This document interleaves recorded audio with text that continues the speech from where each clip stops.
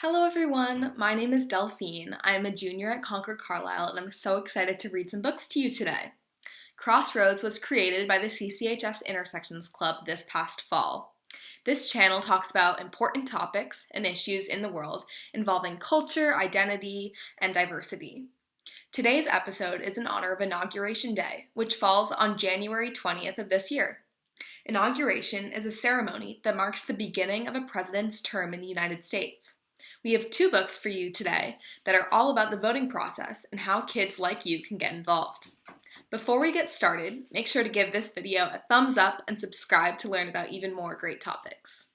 The first book that I have for you today is called Vote for Our Future by Margaret, McNamara, and Micah Plyer. This book has some really cool pictures, so make sure you pay attention.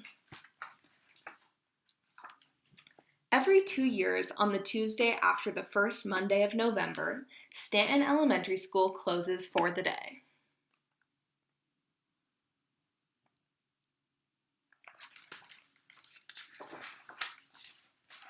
For repairs? Nope. For a holiday? Nuh-uh. For vacation? No way. Stanton Elementary School closes for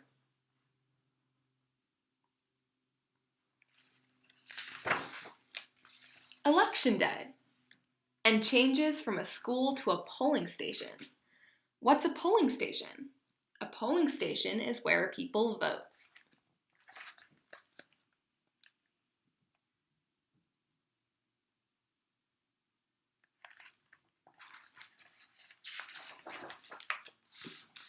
The reason people vote is to choose who makes the laws of the country. We should all vote, said Latoya. We should all vote to make the future better. We can't vote until we turn 18, said Lizzie. So what can we do?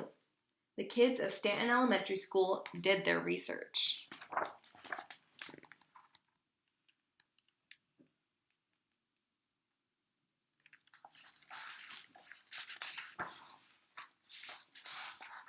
They looked in books and made notes.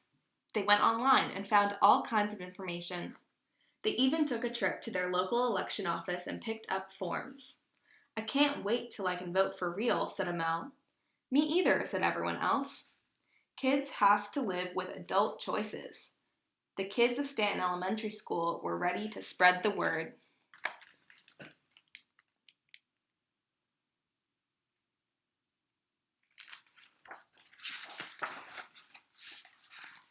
Katie and her mom made flyers and handed them out. Don't forget to vote, Katie told one business dad. I didn't even know there was an election, he said. Now you do, said Katie. Can I go with you when you vote? Jasmine asked her big sister. It's a pain to vote, her sister said. I'm not even registered, added her friend. It's not hard to register, said Jasmine. You can do it together, and I can show you how.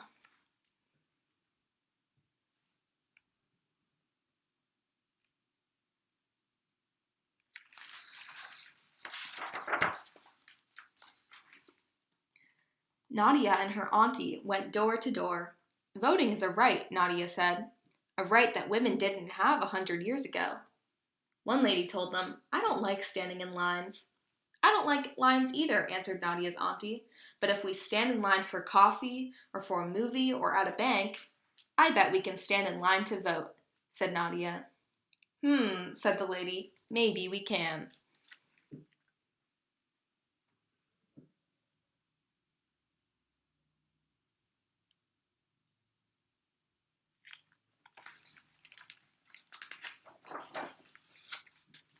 At Jaden's house, the whole family was making their voting plans. Jaden's dad was voting before work. Jaden's mom was voting after work. I've walked to that polling station every election since I could vote, Jaden's great-grand told him, but I can't walk so far anymore. A volunteer can drive you, said Jaden. Let's get you set up, said Jaden's mom.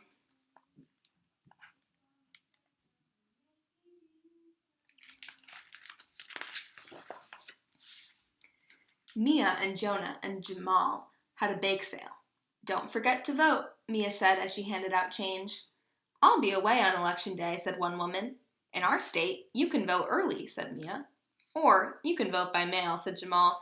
The voter guide tells you how.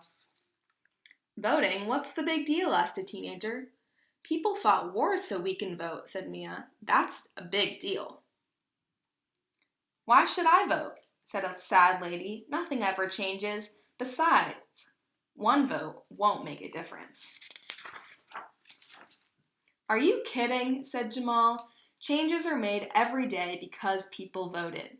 Every vote counts.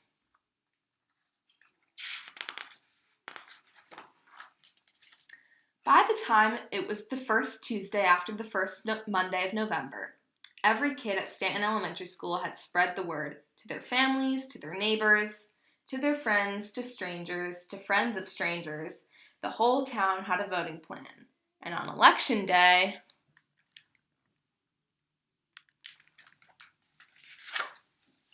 voters came early in the morning before the sun was up. They waited in line with coffee. They rolled in on wheelchairs. They voted for the first time and for the 50th time. They ran in at the last minute.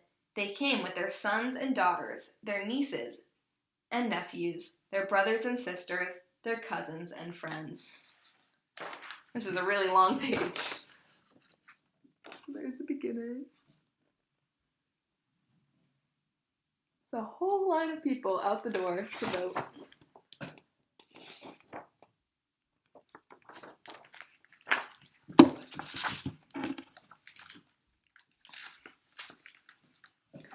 On the first Wednesday after the first Monday of November, all the votes had been counted. The results were so close, the votes had to be counted again. Some people won, and some people lost. The laws of the country began to change.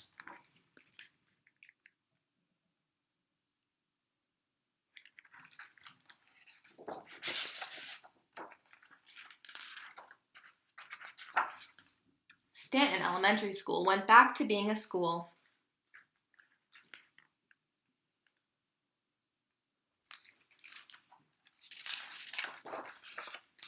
And the future began to change.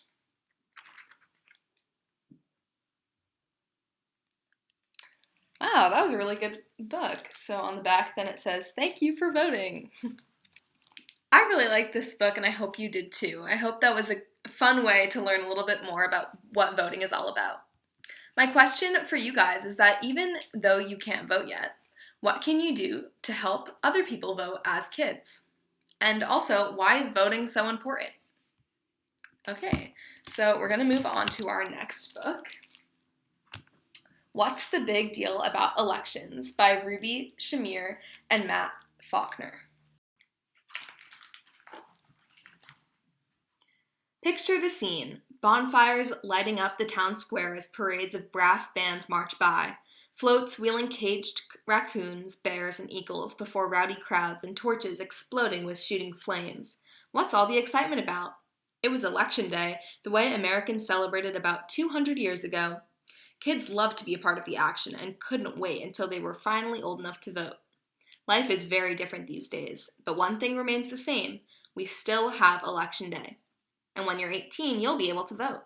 Why does that matter? What's the big deal about elections anyway? Let's find out.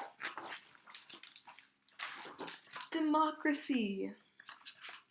What are elections? Elections are a fair way to make decisions as a group. Say your class gets to choose what to play in gym, and 10 kids say kickball, but only 7 say tag. Well, kickball has won for that day. Every kid gets one vote, and the choice with the most votes wins. Now, can you imagine getting to choose your teacher, or your soccer coach, or your parents? Elections are cool because we vote to choose the people in charge. We elect our leaders to very big jobs, such as president, governor, or mayor. But they get their power from us, the voters, the citizens, the people who give those men and women those important positions. If they're not doing a good job, we get to choose new leaders in the next election. We the people at the bottom there.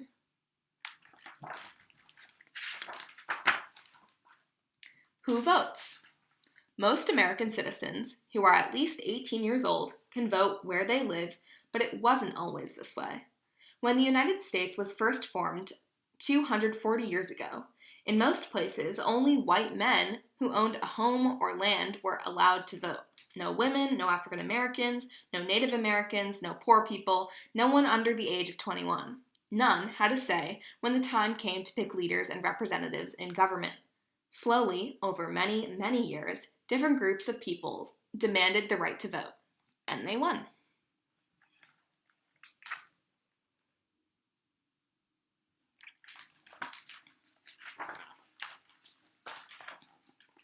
But I'm just a kid. I can't vote. Why does any of this matter for me? Because even as a kid, your voice counts. You might not yet be allowed to vote, but you can join with your friends and neighbors to stand up for what you believe in. We can make change on Election Day with our votes, but we can make a difference every day through our actions. Take a look at their signs there and what they believe in.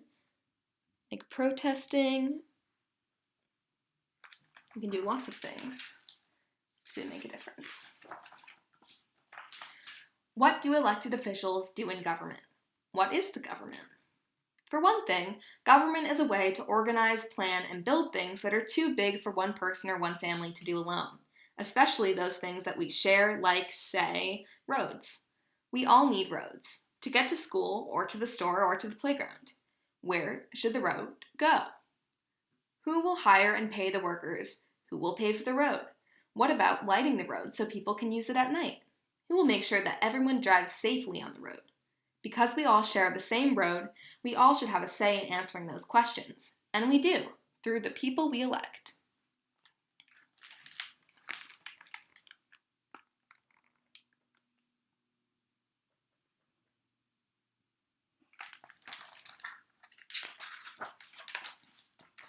Why does government matter? We live in a very big country. There are lots of details that we don't think about because the country seems to run on its own. But it doesn't. Government workers include some of the most helpful people in our neighborhoods, like firefighters, police officers, and teachers. And elected officials in our government make decisions that touch our lives every day. Not just in how to build roads, schools, and parks, but also how to pay the doctors and nurses who take care of us when we're sick, how to make sure our water is clean enough to drink, and how to keep our medicine and food safe. They make those decisions based on what we, the voters, think is important. Choosing who serves in government is a very big deal. This is a really cool picture. So it's basically all of these people who voted holding up what government controls.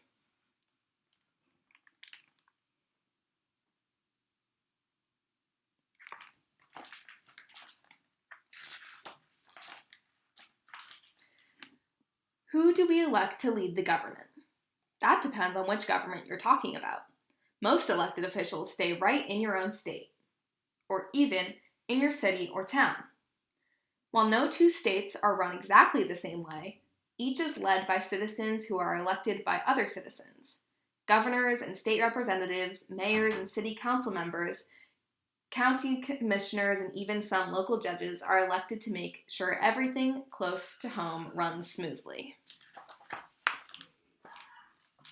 So what happens in Washington, D.C.? Washington, D.C. is our nation's capital, the seat of government for the whole country. All 325 million of us living on almost 4 million square miles. The White House, the president's home and office, is there. We elect the president, who works with Congress to govern the nation. Members of Congress are elected from every state, and they gather in Washington, D.C. to make laws that matter for the entire country. The House of Representatives and the Senate, the two chambers of Congress, write bills and pass them after debate. The President of the United States then signs those bills into law and carries them out. It's a little bit complicated, but it gives you a little bit better idea of what government is.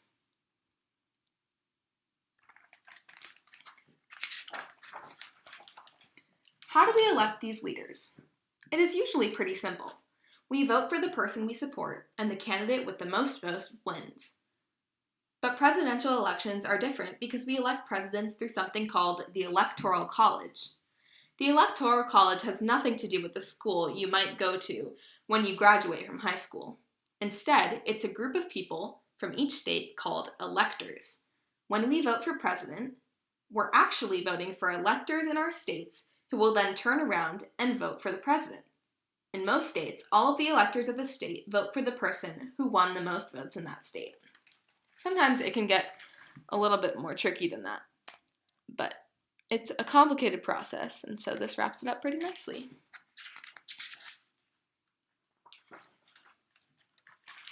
How do we know who to choose in an election? One way is to listen to what candidates say they'll do, and then make sure that they keep their promises after Election Day.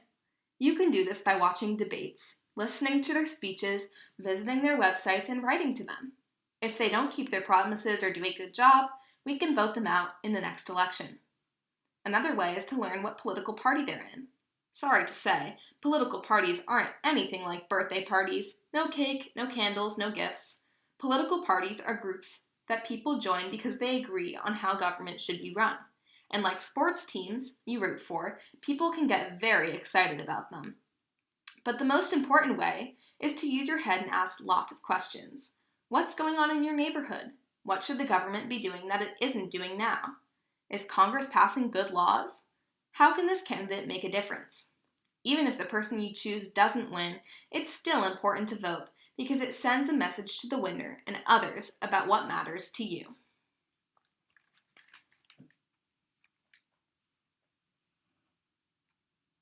So the big animals, this elephant and donkey, represent two big parties that have very different opinions and values.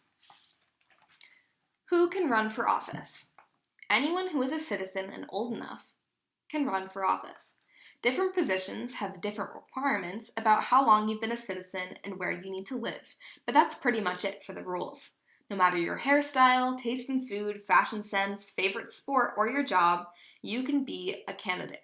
Astronauts, actors, and accountants have all run for office. Wow, look at all the different types of people at the bottom of the page there.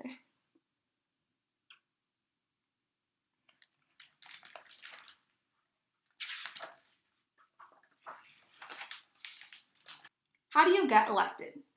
Running for office takes a lot of time and effort. Candidates meet as many voters as possible, listen to what's important to us, and talk about how they will stand up for us if they get elected. They meet voters at local festivals, hold large meetings, debate other candidates, and appear in the news. But for all of this, candidates need help. That's where you come in. Even as a kid, you can volunteer on a campaign and convince others to vote for your favorite candidate by making phone calls, knocking on your neighbors' doors, hanging up posters, handing out leaflets and campaign buttons, raising money, and speaking out about what you believe. There's a lot of things you can do, even as a kid, and even if you can't vote.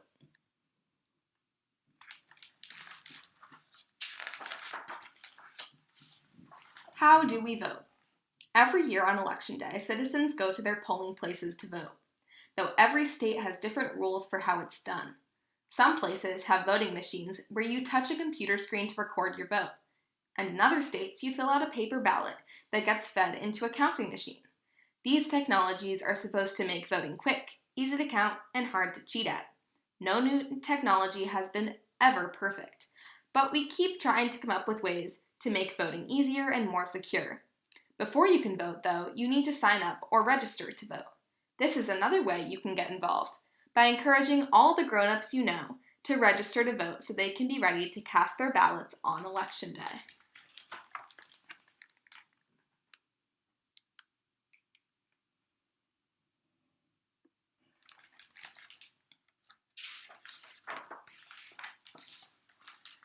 What happens to the people who lose elections? Nothing much. They usually go home to their families and go on with their lives, though sometimes they choose to run for office again in the future. When an elected official willingly leaves office at the end of his or her term, it's called the peaceful transfer of power. And strange as it sounds, what candidates do when they lose is a really big deal. Election losers don't start wars to take over the government, and they don't stay put and refuse to leave. They listen to the choice the voters made and move on, leaving the office to get the next guy or gal who has been chosen by the will of the people.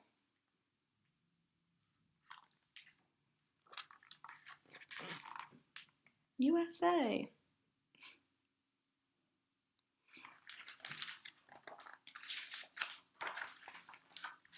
And that's it. I voted. Thanks so much for reading along with me today. My last question for you is, what did you learn about elections? Will you vote when you turn 18? The future depends on it. I hope the answer is yes. Make sure you tune into the news on Inauguration Day to see what it's all about. Make sure to support us, and subscribe to the Crossroads YouTube channel for more videos.